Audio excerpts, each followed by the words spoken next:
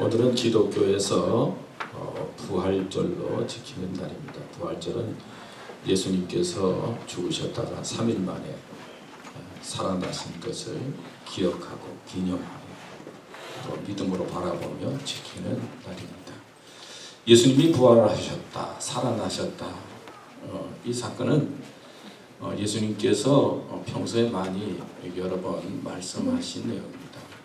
성경 누가복음에도 보면은 성경대로 예수님께서 죽으셨다가 부활했다라고 하는 그 전에 말씀하신 내용들이 나옵니다. 그러니까 이 부활절은 그 말씀이 진실이다, 말씀이 옳다, 예수님의 말씀이 옳다라고 하는 그런 의미가 있습니다. 또 부활절은 하나님의 능력이 크다는 것이죠. 사망을 생명으로 바꾸시는 하나님의 능력을 보여주시는 사건입니다. 또 부활절은 하나님의 구원과 용서를 나타내시는 하나님의 뜻이 숨겨진 사건입니다. 여러분들도 그랬지만 저는 또 지난 주간에 참 마음이 참 힘든 가운데 보냈습니다. 매번 인터넷을 켜서 한 사람이라도 살아나올까, 어떨까 그러면서 그냥 계속 보면서 소식을 또 보고 새로운 소식에 그런 마음으로 보냈습니다.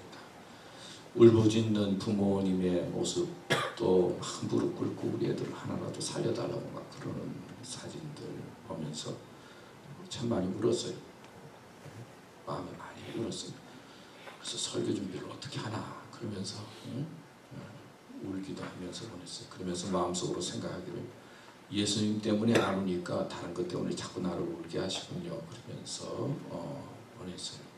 참 좋은 소식이 있기를 기대하면서 그냥 정신없이 오늘 아침에도 제가 인터넷을 켜서 뭐 새로운 소식이 없나 그런 마음으로 봤는데 결국은 새로운 소식도 없이 그냥 뻔히 보면서 많은 정말 젊은 아이들이 목소리 잠기고 참 부모님들이 고통스러워하면서 있는 모습들을 보면서 한국에서 부활주일날 목사님들이 어떤 설교를 하실까, 어떻게 저들을 위로하고 그리고 어떻게 저들에게 부활의 말씀을 증거할까, 그런 질문을 던지면서 또 그런 마음을 가지면서 지난 한 주간 보냈어요. 근데 그 소식을 들으면서 오늘 아침에 잠깐 생각해 보니까 예수님께서 오늘 부활하셨는데 어제는 예수님이 무덤 속에 계신 것이었죠. 죽은 예수님, 무덤 속에 계신 예수님을 생각했어요. 아무리 외쳐도 대답이 없고 아무리 살려달라고 기도해도 응답이 없는 예수님, 하나님. 힘들 때 좀 나타나서 도와주셔야 되는데 정말 필요할 때 정말 살아야 되고 또 정말 살아야만 내가 살아갈 수 있을 것 같은데 아무 대답이 없고 아무 응답이 없는 그 무덤 속에 계신 예수님. 그래서 사람들은 신은 죽었다 그렇게 말하고 또 꼭 필요할 때 예수님이 나타나야 되는데 나타나지 않는 예수님을 바라보면서 정말 하나님은 살아계신가? 정말 하나님은 계십니까? 그렇게 질문할 수밖에 없는 그런 무덤 속에 계신 예수님을 저 생각을 했어요. 아마 나만이 아니라 고통 가운데 있는 많은 사람들, 거기에 연결된 많은 사람들이 정말 하나님 좀 살려주세요 얼마나 많이 기도했겠어요. 그때 하나님의 음성이 어떻게 들렸는지 모르겠어요. 저도 위기를 당하면 어떤 행동을 할지 모르겠어요. 선장은 맨 먼저 내려서 자기가 살기 위해서 이제 그 선박 선원들과 함께 이제 나왔는데 저도 생각을 해보면 위기를 당할 때 내가 살기 위해서 도망치지 않을까? 내가 그 사람들을 향해서 뭐라고 이야기할 수 있을까? 그런 질문을 던지면서 한편으로 생각해 보니까 예수님은 어떻게 했어요? 우리를 살리기 위해서 예수님께서는 십자가에 달려 죽으신 것이죠. 십자가의 사건이 그런 거예요. 그래서 성경에서 우리에게 말하는 복음의 핵심은 하나님께서는 우리를 살리기 위해서 아들 예수님을 십자가에 달려 죽게 했다는 것이죠. 그래서 예수님은 우리를 위해서, 우리를 살리기 위해서 죽으신 분이에요. 우리는 내가 살기 위해서 남들을 무시하게, 내가 높아지기 위해서 남들을 밟아야 하는데, 하나님이신 예수님은 우리를 살리기 위해서 십자가에 달려 죽으셨다는 것이죠. 그런 생각을 할 때 그래도 예수님을 향한 마음을 가지고 있는 것이 참 소중하고 귀한 것이다, 그런 생각을 했어요. 예수님께서는 십자가에 달리셔서 이제 죽으실 때 금요일날 돌아가셨죠. 7마디 말씀을 하셨어요. 그래서 십자가상의 치른이라고 했죠. 무슨 말씀을 했죠? 첫 번째는 아버지여 저들의 죄를 사하소서 저들이 하는 것 모릅니다. 용서에 대한 말씀을 하셨어요. 우리가 무지해서 죄를 짓고 예수님을 십자가에 못 박지만은 예수님은 십자가에 달리셔서 하나님 저들 용서해달라. 그렇게 십자가는 용서와 연결된 거예요. 우리를 향한 하나님의 용서가 있는 거예요. 그 다음에 두 번째 말씀이 옆에 강도가 있는데 내가 잘못했다고 예수님 앞에 당신의 나라가 임할 때 날 기억해달라고 그러니까 그 강도를 향해서 내가 오늘 나와 함께 어디에 있으리라고? 낙원에 있으리라, 그런 말씀을 해요. 이 말씀은 구원은 하나님의 능력과 하나님의 손에 달려 있다는 거예요. 우리가 죄를 지었다 안 지었다 옳다 그러다 우리는 판단하지만 구원이라고 하는 것은 주님의 은혜 속에 이루어진다는 것을 강도를 구원하는 사건을 통해서 가르쳐 주시고 있어요. 그런데 세 번째 하신 말씀이 여자여 보소서, 아들입니다. 어머니를 향해서, 요한을 향해서, 제자를 향해서 말하는 거예요. 참 가족 잘 돌보라는 말씀이에요. 우리가 잘 되면요, 가족 아닌 사람들은 시기해요. 우리가 못 되면 좋아요. 그러나 가족은 내가 잘 되면 같이 기뻐하고, 내가 힘들면 가족은 같이 아픔을 느끼는 거예요. 그래서 가족들이 몸부림치고 부모가 내가 죽었으면 좋았을 텐데 그렇게 울고 자기처럼 그런 거예요. 그게 가족이에요. 가족에 대한 그 예수님의 그 사랑의 메시지를 가르쳐주고 있어요. 네 번째, 예수님께서는 십자가에 달리셔서 엘리 엘리 라마 사박다니, 하나님이여 하나님이여 어찌하여 나를 버리시나이까. 무슨 뜻입니까? 하나님의 버림받는 인간의 모습을 가르쳐주고 있는 것은 죄값이 뭐냐는 것을 가르쳐주는 거예요. 죄가 얼마나 고통스럽고, 죄는 하나님으로 버림받는 건데 십자가에 못 박히는 것과 같은 그런 심판과 징벌이 있다는 거예요. 죄값이 뭔지 십자가 사건을 통해서 예수님께서 가르쳐 주신 뜻이 있어요. 그 다음에 예수님께서는 다섯 번째, 내가 목마르다, 그런 말씀을 하셨어요. 이 목은 그러죠. 물을 먹으면 그때는 갈증이 해소되지만 또 지나면 또 물을 먹어야 돼요.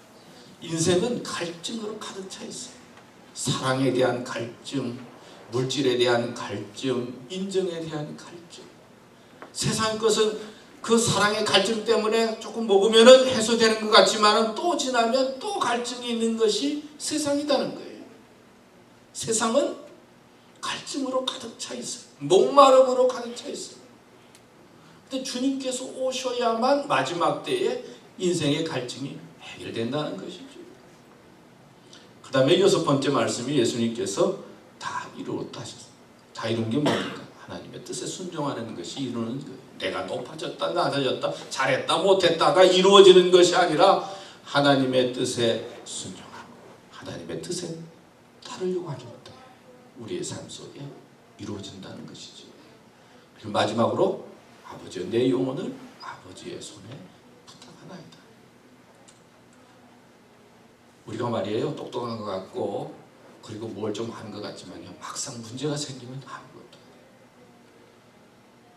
말레이시아 항공기가 빠졌는데 그제는 전에는 뭐 정부가 어떻고 위에 다 비추고 뭐 신문 하나까지 다 볼 수 있게 인공위성이 있고 그러는데 막상 문제가 생기면요 또 못 찾아요. 또 우리나라가 잘 사는 것 같고 그러는데 문제가 생기면은요 인간 아무것도 아니라는 것이 보여지고 있어요. 그냥 한번 막 바람만 불고 파도만 치고 말이에요. 폭풍우가 치고 지진이 한번 일어나고 조금만 이상하면 그렇게 뭐 우리가 대단한 것처럼 보이지만요, 인간이 아무것도 아니에요. 사실은 우리는 아버지 손에 맡기면서 살아야 되는 것이 우리 인생의 모습인 것을 믿음으로 깨달아야 돼요. 여러분 일본 씨름하는 거 보셨어요? 본 적 있어요? 일본 씨름하는 거 봤어요? 저는 처음, 요즘은 못 봤는데 한국에 있을 때 처음에 제가 부산에 있었으니까 한번 틀으니까 일본 방송이 나오는데 일본 씨름하는 게 나오더라고요. 근데 처음에 보니까 웬 징그러운 이런 사람들이 그냥 나오더라고요. 아니 배가 왜 이렇게 많이 나왔어요? 그리고 또 뭐 이만한 삿발을 찾는데 사람 몸뚱이가 왜 이렇게 커요? 왜 이렇게 또 못생겼어요? 응? 기억나요? 보셨어요? 응? 그리고 뭐 나오는데 이게 뭔가 무슨 하여튼 미안하지만 하여튼 좀 사람 같지가 않아요. 무슨 그렇게 징그러울 수가 없어.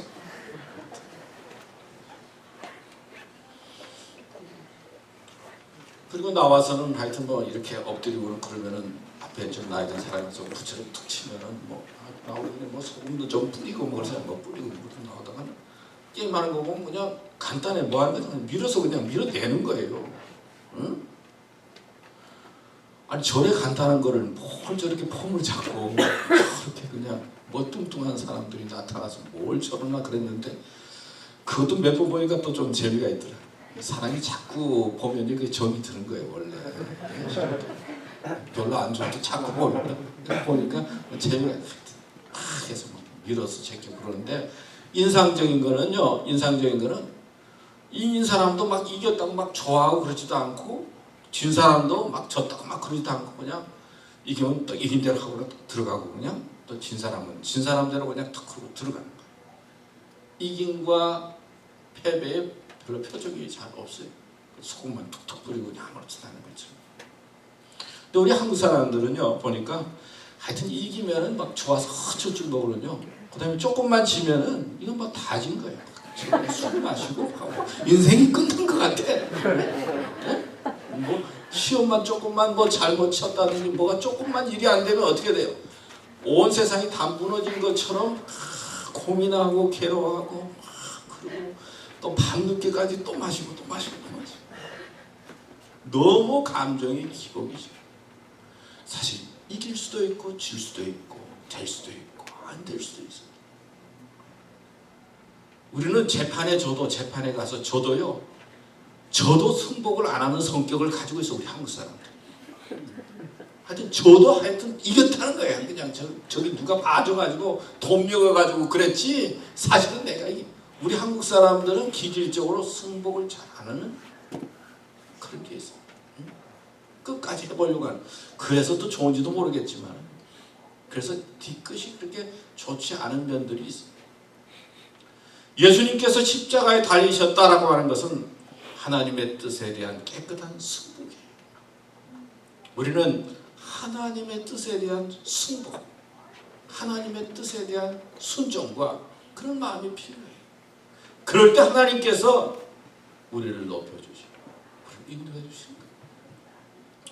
오늘은 예수님께서 부활하신 날이죠. 금요일 날이고 지나고 토요일 날 참 무덤 속에 정말 보이지 않는 예수님 지나고 예수님께서 이제 부활하셨어요. 이 예수님께서 부활하신 이 날인데 이 부활절을 통해서 하나님께서 주신 메시지가 있어요. 아까 읽었는데 고린도전서 15장 한번 다시 한번 보고 하나님께서는 이 부활의 사건을 통해서 우리들에게 믿음을 요구하고 있어요. 아니 예수님께서 죽으셨다가 부활하셨다. 어떻게 그런 일이 있을 수가 있어요? 죽었다가 산다. 이해할 수가 있어요? 그리스도께서 만일 그리스도 안에서 우리가 바라는 것이 또 조금 앞으로 갈까요?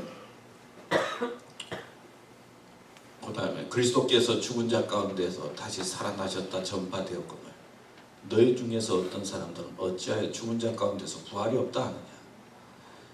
죽은 자의 부활이 없으면 그리스도도 다시 살아나지 못하셨으리라. 그 다음에 그리스도께서 만일 다시 살아나지 못하셨으면 우리가 전파하는 것도 헛것이요. 또 너희 믿음도 뭐라고요? 헛것이다. 또 우리가 하나님의 거짓 증인으로 발견되리니 우리가 하나님이 그리스도를 다시 살리셨다고 증언하였습니다. 만일 죽은 자가 다시 살아나는 일이 없으면 하나님이 그리스도를 다시 살리지 아니하셨으리라. 만일 죽은 자가 다시 살아나는 일이 없으면 그리스도도 다시 살아나신 일이 없었을 터이요. 그리스도께서 다시 살아나신 일이 없으면 너희의 뭐가 헛되다고요? 믿음도 헛되고 너희가 여전히 죄 가운데 있을 것이요. 또한 그리스도 안에서 잠자는 자도 망하였으리니. 그러니까 예수님이 죽으셨다가 부활하셨다라고 하는 사건 속에는 하나님께서 우리에게 원하는 것이 있는데 뭘 원해요? 믿음을 원하시는 거예요. 한번 따라합시다. 알려고만 하지 말고 믿으려고 하자. 우리는 어떤 때는 알려고 하는 것도 필요해요. 근데 부활은 믿음을 요구하고 있어요. 여러분 믿으려고 한번 해보세요. 믿으려고 하세요. 이 부활신앙이 어떻게 우리 삶하고 연결될까? 이 부활신앙은 어떤 의미가 있을까? 생각하면서 제가 간단히 세 가지를 생각했는데, 첫째는요, 예수 그리스도의 부활은 지금 예수님이 살아있다라고 하는 믿음이에요. 한번 따라합시다. 지금 예수님이 살아계시다.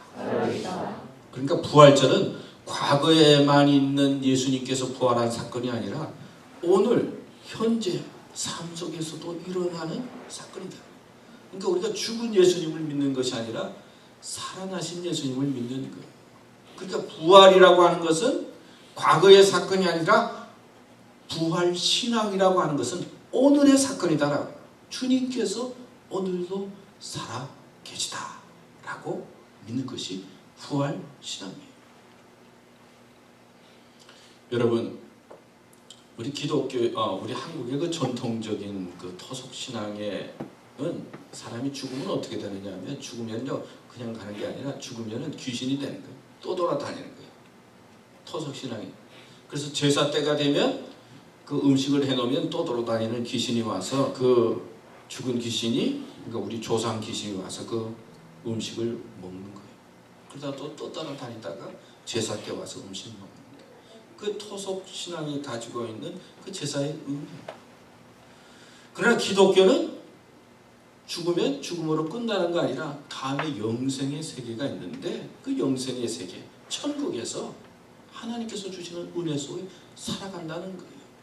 그 죽은 다음에 갈 곳이 있고, 죽으면 현재보다도 더 나은 세계를 향해서 간다는 것이죠. 얼마나 은혜고 얼마나 축복입니까? 부활절 날에 보면은 그 아침에 일어난 사건들이 있는데, 그 맨 처음에 예수님을 만나러 간 여인들이 있죠. 그래서 오늘 아침에 이제 여자 세 사람이, 마리아와 막달라 마리아와 어머니 마리아 함께 이제 죽은 예수님을 보러 갑니다. 살아나신 예수님을 보러 가려고 하는 게 아니라 죽은 예수님을 보고 그 다음에 향품을 바르려고 갔는데, 가서 보니까 무덤이 비어 있잖아요. 그리고 천사가 나타나서 이제 말하는 말씀이 나오는데, 왜 산자를 죽은 자 가운데서 찾느냐 라고 하는 말씀이 나옵니다. 우리가 어떤 때는 예수님이 살아계시다라고 느끼지 못할 때가 있어요. 또 느끼지 않을 때가 있어요. 그러나 죽은 예수님을 향해서 그 세 명의 여인이 그 사랑하는 마음으로 찾아갔을 때, 죽은 예수님을 만난 것이 아니라 살아나신 예수님을 만난 것처럼, 우리가 예수님을 찾으려고 하고 그 다음에 믿으려고 하고 만나려고 하는 사랑의 마음을 가지고 찾으면은 어떻게 된다는 거예요? 성경적으로 보면 죽은 예수님을 만나는 게 아니라 산 예수님을 만난다는 것을 가르쳐주고 있습니다. 오늘 부활절인데 여러분들은 죽은 예수님이 아니라 살아 역사하시는 예수님을 만나고 지금도 하나님 살아 계십니다. 그렇게 고백할 수 있는 믿음의 사람들이 되시기를 축원합니다. 그다음에 이 부활신앙이라고 하는 것은 또 이런 의미가 있어요. 지금 주님이 나와 함께 계신다. 우리와 함께 계신다. 라고 하는 의미가 있어요. 한번 따라합시다. 지금 주님이 우리와 함께 계신다. 이 부활신앙은 나와 함께 계신다는 거예요. 나와 함께 계신다는 거예요. 부활절날 예수님께서 이제 부활하시고 난 다음에 그 주일날 일어난 사건이 있는데 제자들 중에 엠마오로 가는 제자들이 있었어요. 예루살렘을 향해서는 올라간다고 하고 엠마오를 향해서는 내려간다고 해요. 예루살렘은 성전이 있는 곳이고 엠마오는 자기가 그냥 도피해 가는 거예요. 그러니까 예루살렘에 올라가지 않고 엠마오를 향해서 실망과 낙심과 절망의 마음을 가지고 내려가는 거예요. 우리의 삶이 자꾸 내려가는 것처럼 느껴질 때가 있잖아요. 안 되는 것 같고 뜻대로 안 돼요. 자, 제자들이 내려갑니다. 내려가면서 예수라고 하는 분이 있었는데 우리가 기다린 메시아이고 그리고 또 뭔가 병든 자도 고치고 참 대단한 분이었는데 왜 이렇게 죽었는지 모르겠다고 참 안 됐다고 실망의 마음을 가지고 내려가고 있는데 낯선 나그네를 만나지 않아요. 그래서 이제 자기들의 이야기를 하니까 그 낯선 나그네가 그 사람은 성경이 옛날에 그러지 않았느냐고 십자가에 달려 죽고 그리고 다시 부활한다고 그렇게 이제 이야기를 나누잖아요.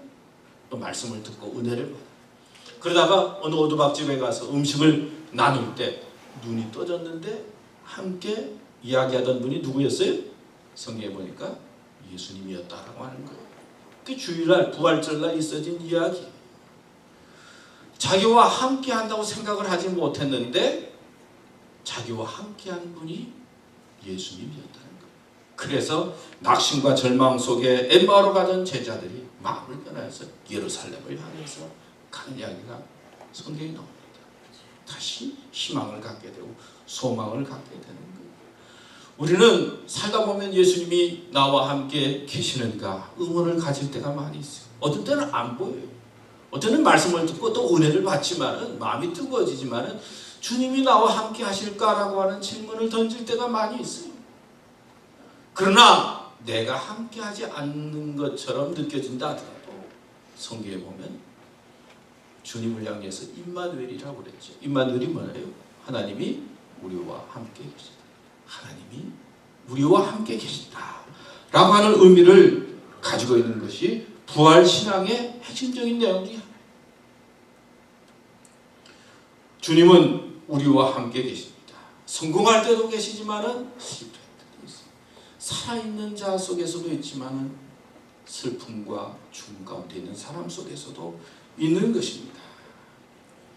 우리는 주님이 나와 함께 하신다라고 하는 마음을 갖고 사는 것이 부활신앙의 중심이라는 것이지요. 한 사형수가 사형 집행을 받기 위해서 전기 의자에 앉았어요. 마지막 때가 되면 이제 목사님이 와서 묻잖아요. 당신 소원이 무엇입니까? 그 사형수가 하는 말, 제가 소원이 있는데 한 가지가 있는데 목사님 꼭 들어주시겠느냐고. 목사님 말씀이 들어주겠다고. 정말 꼭 들어주시겠느냐고. 꼭 들어주지 뭐냐고 말하나. 제가 죽을 때 감사하지만 제 손을 좀 꼭 잡아주시면 좋겠습니다. 그랬다고 그래요. 손을 잡으면 어떻게 되는 거예요? 같이 그냥 가는 거죠. 사람은요 끝까지 괴롭히는 게 있어요. 뭐가 안 되면. 그러나 주님은 우리에게 위로해 주시고 소망을 주시고 위에서 우리와 함께 하십니다.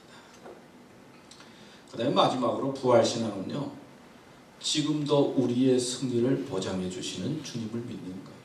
한번 따라합시다. 지금도 우리의 승리를 보장해 주시는 주님을 믿는 것이다. 부활은 능력이죠. 승리입니다. 저는 그 목사가 되기 위해서 이제 공부하던 그 고등학생이 죽었어요. 그래서 제가 그 장례식을 인도한 적이 있는데 그 고등학생이 뭐 술 잘 먹는 친구였으면은 뭐 그런 일이 없었을 텐데 아마 술을 잘 못 먹는 친구였던 거예요. 친구들하고 술 먹고 목사가 되겠다고 그랬지만 술을 먹고는 집에 돌아왔는데 그 다음 죽은 거예요. 그래서 목사님 와서 좀 장례 좀 어떻게 좀 해주세요. 그래서 이제 제가 가서 이제 장례를 인도했어요.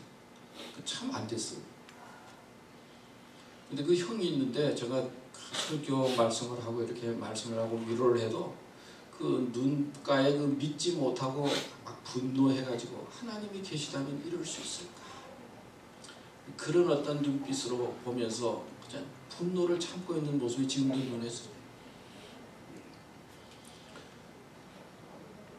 근데 하여튼 그렇게 젊은 친구가 세상을 떠났어요. 또 어린 아이가 이제 뭐 몇 살 된 어린 아이가 이제 돌아갔다고 그래서 그 인천에 길병원이라고 있는데 그 길병원 그 신경과 의사의 자녀였어요.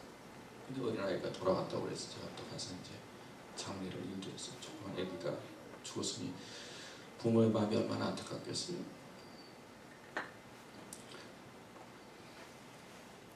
그 보면은 이 사람이 살아있다고 하는 거하고 죽음하고 아주 먼 것 같지만은 이 목회자로서 가만히 세상을 보고 살아가는 삶을 보면요 먼 것 같지만 참 가까이 있어요. 언제 어떻게 될지 모르는 그런 세상 속에서 살아가면서 분노하게 되고 좌절하게 되고 낙심하게 되는 것이 인생의 모습. 예수님께서 이제 부활하신 다음에 첫 번째로 하신 말씀이 그 여자들에게 그 마리아에게 특별히 여자를 예수님께서 첫 번째 만나셨는데 막달라 마리아를 만났는데 막달라 마리아는 죄인이었던 여자지요. 귀신 들렸던 여자였어요. 처음으로 예수님 만나서 부활하신 예수님 만났는데 부활하신 예수님께서 첫 번째 하신 말씀이 너 평안하냐 그런 말씀입니다. 평안하냐. 그리고 또 하신 말씀이 두려워하지 말라 말씀하셨어요. 부활하신 예수님께서 하신 말씀이 평안하냐. 또 다른 말로 표현하면 너한테 기쁨이 있느냐. 그런 말씀과 더불어서 세상 속에 두려워하는 마음을 가지고 살아가는 사람들에게 두려워하지 말라, 무서워하지 말라 하는 말씀을 하셨어요. 예수님의 그 부활 신앙을 통해서 우리의 마음속에 느껴지는 것이 무엇일까? 부활의 능력이나 부활의 승리가 무엇일까? 제가 이번 주간에 그 세월호 사건을 보면서 그 마음속에 그런 질문을 던졌어요. 막 살아나고 뭐 승리하고 이기는 것이 그게 부활의 신앙의 핵심일까? 근데 부활 신앙의 핵심은 주님의 말씀을 생각하다가 부활 신앙의 승리는 하나님께서 주시는 위로를 느끼게 되고 마음의 평안을 느끼게 되고 두려움이 변하여서 마음의 감사함을 느끼게 되고 그리고 세상 속에서 느끼지 못하는 하나님의 위로를 경험하게 되고 그래서 하나님 앞에 내 모든 것을 맡길 수 있게 되고 이런 것이 참된 승리가 아니겠습니까? 부활의 능력과 부활의 승리는 뭐 그런 게 아니라 하나님께서 주시는 위로를 발견하게 되고 내가 힘들 때 어려울 때 주시는 하나님께 도움의 손길을 느껴서 두려움이 변하여서 희망을 갖게 되고 그리고 절망 속에 있으면서도 하나님께서 주시는 사랑의 손길을 통해서 감사와 감격을 느끼는 것이 바로 부활신앙의 참다운 의미가 아니겠는가 그런 생각을 했어요. 그래서 옛날 찬송가에 보면 그 두려움이 변하여 내 기도 되었고 전날의 한숨 변하여 내 노래 되었네 그런 찬송이 있는데 그 두려움이 변하여 내 기도 되었고 전날의 한숨 변하여 내 노래 되었네 그런 찬송이 있잖아요. 주님을 찬송하면서 할렐루야 할렐루야 내 앞길 멀고 험해도 나 주님만 따라가리. 부활신앙은 그런 거예요. 두려움이 변하여서 기도가 되고 슬픔이 변하여서 희망을 갖게 되는 거예요. 그래서 하나님의 승리를 경험하게 되고 내 인생을 맡기게 되는 것입니다. 여러분, 오늘 부활주일입니다. 부활신앙은 지금도 예수님이 살아계신다 믿는 것이 부활신앙. 두 번째는 예수님이 나와 함께 계신다 믿는 것이 부활신앙. 부활신앙은 지금 너 주님을 따라가면 주님께서 우리를 승리의 길로, 평안의 길로, 위로의 길로, 그리고 소망의 길로 인도해 주실 줄 믿고 믿음을 가지고 살아가는 것이 부활신앙입니다. 이런 부활신앙으로 여러분의 삶의 문제를 해결하고 아름답게 인생을 이어가는 복된 여러분 되시기를 축원합니다. 아멘. 기도하겠습니다. 하나님, 오늘도 말씀 주셔서 감사합니다. 참 너무나 슬픈 사람도 많고 참 뜻대로 되지 않고 그냥 한 생명이라도 살려달라고 부르짖고 애원하고 그래도 아무 소식 없는, 그래서 몸부림치는 사람들도 있지만은 그런 삶과 모습을 생각할 때 너무나 마음이 아프지만은 오늘 이렇게 부활주의를 당하여서 주님께서 주신 말씀을 생각하며 또다시 위로하고 격려하고 또 소망을 갖도록 인도해 주신 것 감사합니다. 주님 살아계신 것 믿도록 저희들을 인도해 주시고 주님이 나와 함께 계심을 깨닫고 발견하도록 도와주시옵시고 주님께서 주시는 평강과 위로와 소망을 가지고 하나님의 뜻 가운데 살아갈 수 있는 저희들의 믿음으로 이끌어 주시옵소서. 예수님의 이름으로 기도드렸습니다. 아멘.